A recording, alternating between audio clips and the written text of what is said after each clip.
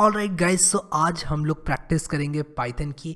हम लोग बनाएंगे पाइथन का प्रैक्टिस प्रोग्राम। और पाइथन का प्रैक्टिस प्रोग्राम कौन सा वाला बनाएंगे ये मैं आप लोगों को बताता हूँ। ये जो प्रैक्टिस प्रोग्राम है ये होने वाला है डेटा प्री प्रोसेसिंग के ऊपर। अब डेटा प्री प्रोसेसिंग ये नाम जो है बहुत ज़्यादा डरावना सा लगता है, लेकिन मैं आपको बताना चाहता हूँ कि आज जो हम करने वाले हैं वो बहुत ज़्यादा काम आने वाला है। अगर आप लोग डेटा साइंस में जाना चाहते हैं या मशीन लर्निंग में जाना चाहते हैं, बहुत ही कम टाइम में हम एक एक्सरसाइज करेंगे और वो एक्सरसाइज बहुत ज़्यादा ज़रूरी होने वाली है और आप लोगों को मज़ा भी आने वाला है। तो यहाँ पर मैं क्या करूँगा कि आप लोगों को सबसे पहले तो लेकर जाता हूँ अपने इस फोल्डर के अंदर, जिसमें मैं अपने VS कोड को खोल लूँगा। मेरा जो पिछला वीडियो था वो था ऑटोमेटिक फोल्डर क्लीनर के ऊपर। अब मैंने यहाँ पर इसको 2 बार डाल दिया था, मैंने इसको हटा दिया है अभी। तो यहाँ पर देखो ये एक बार ही आ रहा है। एनीवेज ये कोई ज़्यादा बड़ा कंसर्न नहीं है। मैं अभी जाना चाहूँगा हमारी प्रॉब्लम स्टेटमेंट के ऊपर। और प्रॉब्लम स्टेटमेंट ये है कि इंटरनेट पर हमको बहुत सारा डेटा मिलता है। अगर आप लोग उस डेटा को इस्तेमाल करना चाहते हैं तो आप लोगों को उस डेटा को यूजेबल फॉर्म में लाना पड़ेगा। और यूजेबल फॉर्म में आप लोग तभी ला पाएंगे जब आप लोग इस डेटा के साथ प्री प्रोसेसिंग कर पाएँ, यानी कि इस डेटा को उस फॉर्म में ले जा पाएँ जिस फॉर्म में आपको चाहिए। मैं एक एग्जांपल लेना चाहता हूँ।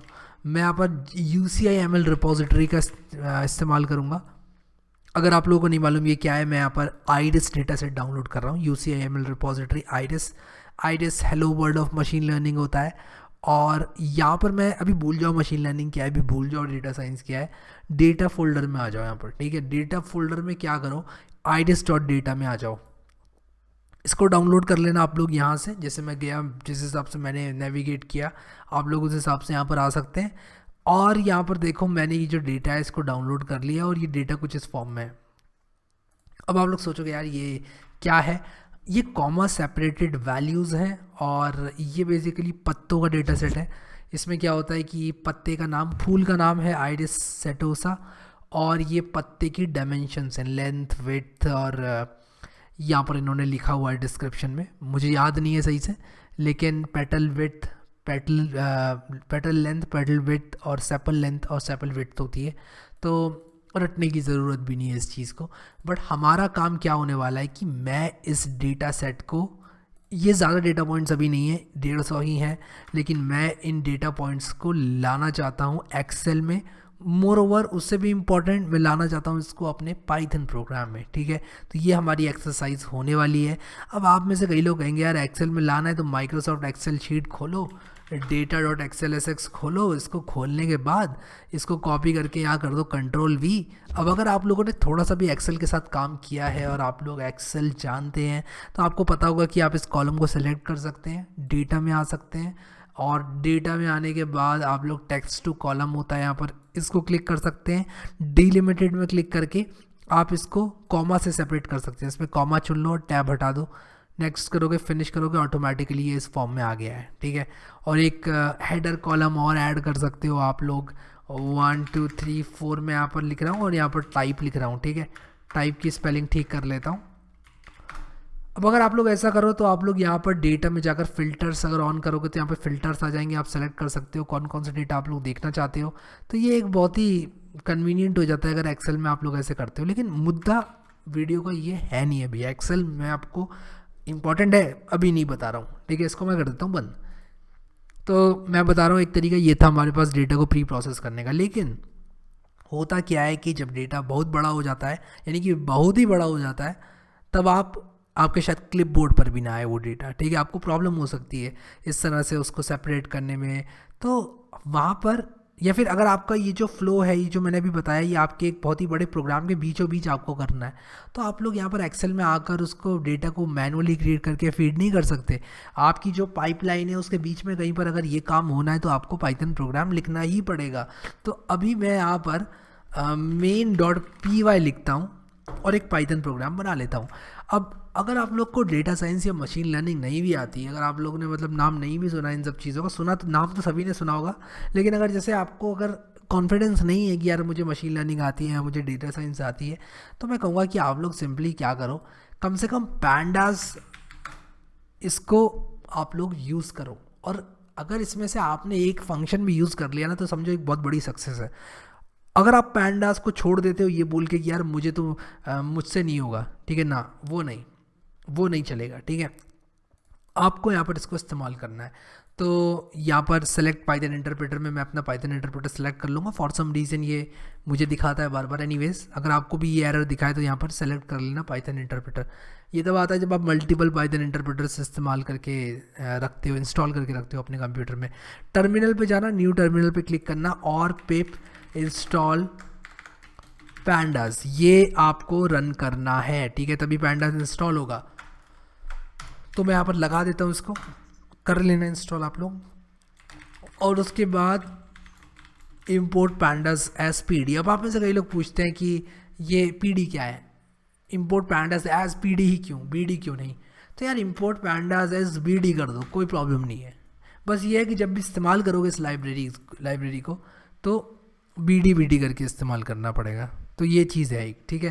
तो इस चीज़ को आप लोग ध्यान रखो। अब पीडी जो है ये कॉन्वेंशन है जो कि इंडस्ट्री स्टैंडर्ड है जो कि यूज़ करते हैं लोग, तो चलो पीडी ही रहने देते हैं इसको, ठीक है। मैं यहाँ पर करूँगा क्या, सबसे पहले अपने पाइथन की जो हमारा विद ओपन, और मैं यहाँ पर लिखूँगा iris.data एज f, और मैं लिख दूँगा data is equal to f.read। अब ये इसने क्या किया, इसने बेसिकली इस फाइल को खोला और डेटा में जो फाइल का कंटेंट था वो डाल दिया। देखो मैं आप लोगों को यहाँ पर प्रिंट करके दिखाता हूँ इस चीज़ को। देखो अगर मैंने यहाँ पर प्रिंट कर दिया डेटा, तो आप लोग देखो यहाँ पर ये जो मेरे फाइल का कंटेंट था वो आ गया पूरा, ठीक है। लेकिन मुझे ये नहीं चाहिए, मुझे चाहिए इसको अपने, सबसे पहले तो मैं एक काम करूँगा, इसको अपनी एक पाइथन लिस्ट में लेकर आऊँगा, ठीक है। इसको एक पाइथन लिस्ट में लेकर आऊँगा और लिस्ट ऑफ लिस्ट में लेकर आऊँगा, ताकि मैं अगर 5.1 को एक्सेस करना चाहता हूँ तो मैं 0 करके कर लूँ। अगर मैं 0.2 को करना चाहता हूँ तो मैं 0 और 0 1 2 3 करके 0 3 करके 0.2 को एक्सेस कर लूँ, 0 2 करके 1.4 को एक्सेस कर लूँ। इस तरह से मैं एक्सेस कर पाऊँ इन सब चीज़ों को। तो मैं क्या करूँगा, मैंने यहाँ पर प्रिंट डेटा भी किया जो कि इस फॉर्म में है। सबसे पहले मैं डेटा को स्प्लिट कर लूँगा, डॉट स्प्लिट। मैं यहाँ पर लिख दूँगा data is equal to data dot split \n, यानी कि मैं कह रहा हूँ कि मेरे इस डेटा को \n से स्प्लिट कर दो। अब पाइथन में स्प्लिट फंक्शन क्या करता है, देखो अगर नहीं भी पता है ना आप लोगों को, तो भी ये प्रोग्राम रन होने के बाद पता चल जाएगा। ये क्या करेगा कि जो भी आपने दिया है यहाँ पर, जैसे मैंने \n दिया है, ये क्या करेगा, स्प्लिट कर देगा \n से इसको और एक लिस्ट बना देगा विद दोज एंट्रीज। अगर आपको नहीं समझ में आया अभी भी, फिर से बताता हूँ, फिर से बताऊँगा, जब तक समझोगे नहीं तब तक बताता ही रहूँगा। अगर दिस इज़ अ बॉय लिखा हुआ है एक स्ट्रिंग में और मैं इसको लिख देता हूँ, मान लो मैंने इसको लिख दिया v is equal to this is a boy, और मैं यहाँ पर लिख दूँ प्रिंट v.split और मैं यहाँ पर लिख दूँ इज़, तो ये क्या करेगा, इसके टुकड़े ही कर देगा। जहाँ जहाँ इसको इज़ मिलेगा, this is a boy is a कर दूँ अगर मैं, तो जहाँ जहाँ इसे इज़ मिलेगा वहाँ वहाँ ये स्ट्रिंग के टुकड़े कर देगा और एक लिस्ट बना लेगा। लिस्ट का पहला एलिमेंट ये होगा। अब क्योंकि जो इज़ है उससे इसने स्प्लिट कर दिया है, यानी कि टुकड़े बना दिए हैं इसके, इज़ के बाद वाला जहाँ तक दूसरा इज़ नहीं मिलेगा ये लिस्ट का दूसरा एलिमेंट होगा, और उसके बाद ये लिस्ट का दूसरा एलिमेंट होगा जो कि सिलेक्ट किया अभी मैंने। इसको रन करूँ अगर, तो आप लोग देखो th आ गया, पहला एलिमेंट है, ठीक है, क्योंकि इज़ इसको यहाँ भी मिल गया। देखो ये इज़ मुझे दिखा नहीं था, ये इज़ इसने देख लिया। फिर दूसरा एलिमेंट क्या हुआ, इज़ और इसके बीच में जो स्पेस थी वो आ गई, देखो। उसके बाद स्पेस अ बॉय स्पेस, देखो ये आ गया यहाँ पर। फिर उसके बाद इसके बाद, मतलब कि स्प्लिट के अंदर जो चीज़ डाल दो वो बन जाएगी बाउंड्री आपके डेटा में, और ये टुकड़े कर देगा उस चीज़ को मद्देनज़र रखते हुए और एक लिस्ट बनाकर सारी एंट्रीज उसमें डाल देगा। इस केस में इसने क्या किया, स्प्लिट जब मैंने किया तो ये इसने एक, सबसे पहले तो एक लिस्ट बनाई और टुकड़े किए \n से। \n का मतलब होता है एंटर की, एक \n है। अब यहाँ पर एक \n है, तभी तो ये नई लाइन में आया, वरना तो ये ऐसा दिखता। तो \n यहाँ पर मुझे मिला, एक \n यहाँ मिला, एक यहाँ, एक यहाँ, एक यहाँ, एक यहाँ, ऐसी सब जगह \n मुझे मिला। इसीलिए इसने टुकड़े करके क्या किया, इसने टुकड़े करके इसको, मैं इसको अभी यहाँ पर कमेंट आउट कर देता हूँ, इसका कोई मतलब नहीं है यहाँ पर, इसलिए इसने इसके टुकड़े करके \n से लिस्ट बनाकर ये सारी एंट्रीज उसमें डाल दी। लेकिन मैं अभी कन्विंस नहीं हूँ, इतना से काम नहीं चलेगा मेरा। मैं एक एक करके इस डेटा को इटरेट करूँगा। मैं कहूँगा फॉर लाइन इन डेटा, ठीक है, फॉर लाइन इन डेटा। सबसे पहले प्रिंट कर लेता हूँ लाइन को, सिर्फ लाइन को प्रिंट कर लेते हैं, इससे ज़्यादा कुछ नहीं करते। ये देखो मैंने लाइन को प्रिंट किया तो यहाँ पर देखो लाइंस प्रिंट हो गई, देखो ये सारी लाइंस प्रिंट हो गई। अगर मैं इस टर्मिनल को डिलीट कर दूँ और यहाँ पर control C python main dot py करूँ तो यहाँ पर देखो इसने इन लाइंस को प्रिंट कर दिया बेसिकली। अब मैंने यहाँ पर भी प्रिंट डेटा किया हुआ है, मुझे इसको हटाना पड़ेगा, मैं ज़्यादा अपने कंसोल पे चीज़ें नहीं देखना चाहता। तो इसने क्या किया कि सिर्फ ये चीज़ें मेरे लिए हर लाइन प्रिंट कर दी। ये एक स्ट्रिंग है, ये एक स्ट्रिंग है, ये एक स्ट्रिंग है जो कि मेरी प्रिंट हुई है। लेकिन मैं चाहता हूँ कि हो क्या, जो ये लाइन है ना वो स्प्लिट हो जाए कॉमा से। तो मैं इसको कॉमा से भी स्प्लिट करना चाहता हूँ और एक लिस्ट बनाना चाहता हूँ। तो मैं एक काम करूँगा, मैं एक न्यू डेटा करके एक लिस्ट बनाऊँगा जो कि खाली होगी। मैं कहूँगा यार क्या करो ना, न्यू डेटा में अपेंड कर दो लाइन डॉट स्प्लिट और कॉमा। तो लाइन डॉट स्प्लिट कॉमा क्या है, ये एक लिस्ट है। जब भी हम स्प्लिट करेंगे तो एक लिस्ट रिटर्न होगी और वो लिस्ट में क्या होगा, कॉमा एज बाउंड्री यूज करते हुए, यानी कि अगर मैं इस लाइन की बात करूं तो एक लिस्ट बनेगी। पहला एलिमेंट 4.6, दूसरा एलिमेंट 3.1, तीसरा एलिमेंट 1.5, चौथा एलिमेंट 0.2 और पांचवा एलिमेंट आयरिस सेटोसा होगा उसका। और उसको मैंने घुसेड़ दिया है न्यू डेटा वाली लिस्ट में। कहाँ घुसेड़ा है, न्यू डेटा वाली लिस्ट के अंदर घुसा दिया है, ठीक है। अब यहाँ पर मैंने इसको न्यू डेटा के अंदर एक एक करके सारी लाइंस को इसके अंदर डाल दिया है। तो होगा क्या, फाइनली मेरा न्यू डेटा कैसा दिखेगा, एक लिस्ट ऑफ लिस्ट दिखेगी और जिस तरह मैं चाहता था वो लिस्ट ऑफ लिस्ट बिल्कुल उस तरह दिखेगी।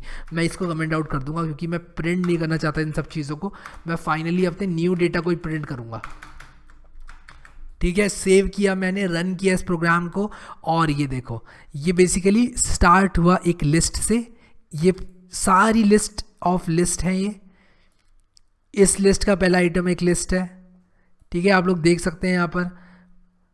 अब मैं अगर यहाँ पर 0 0 लिखूँ, बेसिकली क्या हुआ कि ये जो पूरी मैट्रिक्स थी ये मेरी पाइथन में आ चुकी है। अगर मैं यहाँ पर लिखूँ 0 0 तो 5.1 मिलेगा। मैं दिखा देता हूँ आपको, 0 0 मैंने लिखा तो क्या मिलेगा मुझे, 5.1 मिलेगा, सिर्फ कुछ नहीं मिलेगा। अगर मान लो मैं 0 1 2 3 4 लिखूँ, 4,0 लिखूँ तो 5.0 मिलेगा। देख लो यहाँ पर 4 0 लिखा मैंने तो 5.0 मिला, ये देखो 5.0 मिला। फिर अगर मैं 4 1 लिख दूं यहाँ पर तो 3.6 मिलेगा, ठीक है, देखो 3.6 मिल गया। अगर सिर्फ 4 लिख दूं तब एक लिस्ट मिल जाएगी और वो लिस्ट कौन सी होगी, वो लिस्ट यहाँ पर 5वीं लाइन होगी क्योंकि गिनती 0 से स्टार्ट हो रही है, यहाँ पर 1 से स्टार्ट हो रही थी। तो 5.0 3.6 से देखो ये वाली लाइन प्रिंट हो गई जो कि एक लिस्ट है। तो मैंने इसको एक मैट्रिक्स फॉर्म में ले लिया है। अब पैंडास अगर आप लोगों ने पहले कभी इस्तेमाल नहीं करा है कोई बात नहीं, मैं आपको बताता हूँ कि इसको आप लोग किस तरह एक CSV फाइल में या फिर एक एक्सेल फाइल में डाल सकते हो। तो इसको न्यू डेटा को मैं कर दूंगा कमेंट आउट और मैं यहाँ पर कहूँगा कि pd.dataFrame, ठीक है, pd.dataFrame। और उसके बाद मैं क्या करूँगा, मैं इस डेटा फ्रेम को बनाऊंगा लिस्ट ऑफ लिस्ट से और मैं यहाँ पर लिखूंगा, पहला आर्ग्यूमेंट में दे दूंगा डेटा जो है मेरा न्यू डेटा और दूसरे आर्ग्यूमेंट में मैं कहूँगा कॉलम्स जो है मेरे वो हैं 1, उसके बाद 2, उसके बाद 3 और उसके बाद 4। मैं इनको C1 C2 C3 कह लेता हूँ, थोड़ा सा अच्छा लगेंगे ये ऐसे बोलूँगा तो। और उसके बाद मेरा एक और कॉलम है जिसका नाम क्या है, बिल्कुल सही बोला आपने, टाइप, ठीक है। और ये मैंने जैसे ही किया आप लोग देखो, इसको मैं करूँगा सेव और मैं कहूँगा कि df इज इक्वल टू। अब आप अगर डेटा साइंस में थोड़ा बहुत भी हैं तो आपको पता होगा जो डेटा फ्रेम है उसको कम्युनिटी df लिख देती है, df। एक और बनाना होता है df2 लिख देती है, लेकिन आप लोग इसको कोई भी नाम दे सकते हैं, हैरी दे सकते हैं, रोहन दे सकते हैं, शुभम दे सकते हैं, आपके हाथ में है। तो कभी ऐसा मत सोचना, क्योंकि ये सवाल आते हैं मेरे पास, मुझे पता है कि आप लोगों को मालूम होगा, अगर आप लोगों ने मेरा पाइथन का कोर्स कर रखा है तो आपको लग रहा होगा कि मैं कैसे सिली सिली डाउट्स को क्लियर कर रहा हूँ यहाँ पर। लेकिन मैं आपको बता रहा हूँ कि अगर आपने ये कोर्स किया होगा, ये वाला नहीं, मेरा इंग्लिश चैनल का कोर्स है, हिंदी चैनल वाला कोर्स देखता हूँ, ये वाला जो कोर्स है मेरा, यहाँ पर प्लेलिस्ट में, यहाँ पर कहाँ गया कोर्स, ये रहा कोर्स, ठीक है। ये कोर्स अगर आप लोगों ने कर रखा है तो आप लोगों को मालूम होगा, सब कुछ मैंने बताया हुआ है इस कोर्स में। एक्सेस कर लेना आप इस प्लेलिस्ट को, बुकमार्क कर लेना, या क्लिक करके इस तरह से डन, और यहाँ क्लिक करके सेव भी कर लेना, ठीक है। तो यहाँ पर मेरे पास आ जाते हैं क्वेश्चंस कि वेरिएबल का नाम जो है क्या डीएफ के अलावा कुछ दे सकते हैं। जब तक आप रूल्स को फॉलो कर रहे हैं वेरिएबल के नाम के, यानी कि पाइथन प्रोग्रामिंग लैंग्वेज जो परमिट करती है, अगर वो सब आप यूज़ कर रहे हैं, उन रूल्स के अंदर है, तब आप कुछ भी नाम दे सकते हो, ठीक है। ये बिल्कुल एक दूसरे पाइथन वेरिएबल की तरह ही है। अब मैं कहूँगा df डॉट टू CSV, या फिर मैं इसको टू CSV फंक्शन को यूज़ करूँगा और मैं यहाँ पर लिख दूँगा py.csv। मैंने क्या किया, बेसिकली इसको एक py.csv नाम के डेटा फाइल में पटकने को कहा है। रन करता हूँ, ज़रा देखता हूँ सब कुछ ठीक है कि नहीं। देखो py.csv एक फाइल बनी है यहाँ पर, चलो इसको खोल के देखते हैं py.csv को कि इसके अंदर क्या है। तो ये देखो यहाँ पर क्या है कि C1 C2 C3 C4 type है, लेकिन ये 0 1 2 3 4 कहाँ से आ गए? इनको तो मैंने रखने को बोला नहीं था, और आप लोग शिकायत भी करोगे कि यार ये कहाँ से आ गए 151 तक, जबकि हमने तो इनको रखने को ही नहीं बोला था। और आप लोग को अच्छा भी नहीं लगेगा कि इतने सारे डेटा पॉइंट्स के बराबर में एक यूज़लेस कॉलम, जो कि मुझे चाहिए भी नहीं। अब आपके लिए यूज़लेस है, लेकिन कुछ लोगों के लिए ये यूज़फुल होता है, जिनको एक कॉलम चाहिए होता है जिसमें सारी इंडेक्स होती हैं। तो ये बेसिकली इसको डेटा फ्रेम की इंडेक्स बोलते हैं, ठीक है। बंद करूँगा फाइल को, और यहाँ पर मैं अगर दे दूँ index is equal to false, तो ये जो 0 1 2 3 4 था वो नहीं आएगा, ठीक है। रन करता हूँ, और यहाँ पर py.csv जो है ओवरराइट हो गई होगी अगर प्रोग्राम रन हो गया तो। और अब मैं इसको खोलूँगा तो मेरे 0 1 2 3 4 गायब हो चुके हैं, और बेसिकली मैंने बिल्कुल वही एक्सेल फाइल प्राप्त कर ली है। देखो फिल्टर अगर मैं लगाऊँ तो यहाँ पर ये वैल्यूज़ हैं, यहाँ पर ये वैल्यूज़ हैं, और आप लोग यहाँ पर देख सकते हो कि जिस तरह से मैंने स्प्लिटिंग करी थी एक्सेल में, वही चीज़ मैं पाइथन से अचीव कर पाया हूँ। अब आप लोग कहेंगे जब ऑलरेडी हमने इसको कर लिया था एक्सेल में, तो पाइथन की क्या ज़रूरत पड़ी? तो बड़े डेटा सेट के लिए अगर आपकी एक प्रोग्रामिंग पाइपलाइन के फ्लो के बीच में अगर ये काम करने की ज़रूरत पड़ गई तो आपको यूज़ करना पड़ सकता है। और उस दौरान अगर आपको CSV में स्प्लिट करना है तो आप लोगों को इस चीज़ की ज़रूरत पड़ सकती है। मैं एक बात और बताता हूँ आपको, एक बहुत ही मज़ेदार बात, बहुत ध्यान से सुनना, इस बात को काम आ जाएगी कभी बड़े प्रोजेक्ट पर काम करोगे तो। अगर आप लोग बड़े प्रोजेक्ट्स में काम करते हैं तो कभी कभी क्या होता है कि आपके डेटा में कुछ ऐसे कैरेक्टर्स होते हैं जो कि CSV के फॉर्मेट से मिलते जुलते ना हों, और उसकी वजह से आपको एरर मिले। उस केस में क्या होता है, और एरर किस तरह का मिलेगा आपको कि आपका जो कॉलम है वो टूट के दूसरे रो में आ जाएगा। अगर आपका एक रो है आपकी कोई, तो वहाँ पर उसको कॉमा मिल गया अगर, क्योंकि CSV कुछ नहीं होती, कॉमा सेपरेटेड फाइल होती है। अगर मैं दिखाऊँ आपको तो ये देखो कॉमा सेपरेटेड है, अगर यहाँ पर भी एक कॉमा है इस वैल्यू में तो कभी कभी प्रॉब्लम क्रिएट हो जाती है कभी कभी। और मैंने ये प्रॉब्लम बहुत पहले फेस करी थी, तो मुझे नहीं मालूम कि ये पैंडास का बग था या क्या था, बट मैंने ये प्रॉब्लम फेस करी थी, और मेरी प्रॉब्लम सॉल्व हुई थी 2XL करके इसको। तो 2XL जो होता है वो सेफ होता है ज़्यादा, XLSX फॉर्मेट है इसका। तो आप 2XL अगर करोगे तो आप लोगों को ये XLSX फॉर्मेट में मिल जाएगा। देखो इसको मैं रन करता हूँ तो एक फाइल बनेगी, यहाँ पर देखते रहना XLSX। इसको खोलूँगा तो ये एक एक्सेल शीट है, इसमें आप डिज़ाइनिंग भी कर सकते हो, यानी कि अगर आपने कलर वगैरह दे दिया यहाँ पर तो ये रिटेन करके रखता है। कंट्रोल S मार देना बस। तो मैं बंद करके इसको खोलूँ अगर, तो ये देखो एक कलर इसने रिटेन किया है। तो यहाँ पर आप लोगों को इस तरह का भी फ़ायदा मिलता है। आई होप कि ये चीज़ आपको क्लियर जो है वो हो गई होगी। सो ये आप लोगों की मर्ज़ी है कि आप लोग क्या यूज़ करें। CSV भी सेफ़ है, बट अगेन कभी कभी इनकोडिंग अगर आपके डेटा की ठीक ठाक बराबर नहीं है तब प्रॉब्लम हो सकती है, इसलिए वहाँ मैं एक्सेल आपकी जो है वो रिकमेंड करता हूँ आप लोगों को। तो आप लोगों को आई होप कि ये चीज़ समझ में आ गई होगी किस तरह से हमने डेटा उठाया, एक अच्छी प्रैक्टिस हो गई होगी आप लोगों की। अब यहाँ पर क्या होता है, अगर मैं इस प्रोग्राम को रन करूँ मेरी एक्सेल फाइल खुली हुई है तो मुझे एरर देगा ये परमिशन डिनाइड। तो इस तरह के एरर लेके भी कई लोग मेरे पास आते हैं कि परमिशन डिनाइड आ रहा है और मैं तो जो है एडमिनिस्ट्रेटर हूँ।